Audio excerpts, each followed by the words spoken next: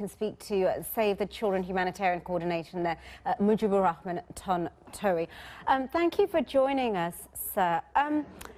The government trying to convince people who are outside of the exclusion zone to go home, but obviously it's easy to understand why they might not want to. What can be done about that? Yeah, so currently the government and the NGOs and the community organizations are trying to convince the community where is the safe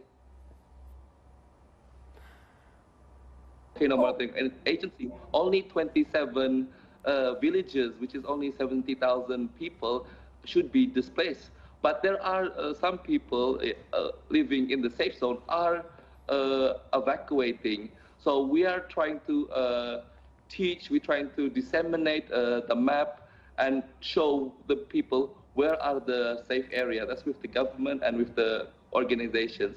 So we've been trying to do that in a joint collaboration.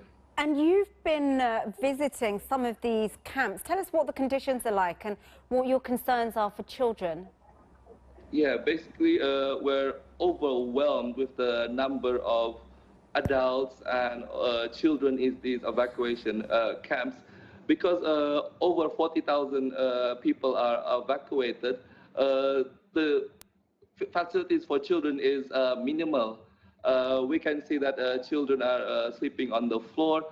Some of them are also becoming bored because there's no activities and they're not even going to school. We have data from the Ministry of Education stating that 70% of children are not going to school in the disaster-affected zone, and that situation has been for a week now. So we're trying to push children to go to school. So far, only 14,000 children, or 30%, have been in school, but the rest, we're trying to push them to go to school and get a quality education in the condition right now. What about the situation in terms of shelter, food supplies? Because we don't know how long the people might have to stay in these camps, right?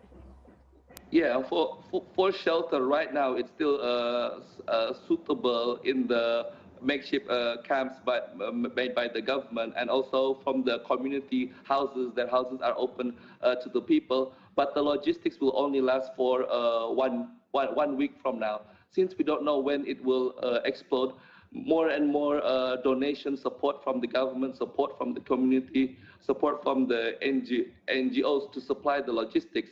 But the important thing is not really the logistics, is how to get the people know where is the safe zone, where is the safe school, because some people are moving from the safe zone to even further out, and that's what's making the burden, that's what's making the logistic problems in the region.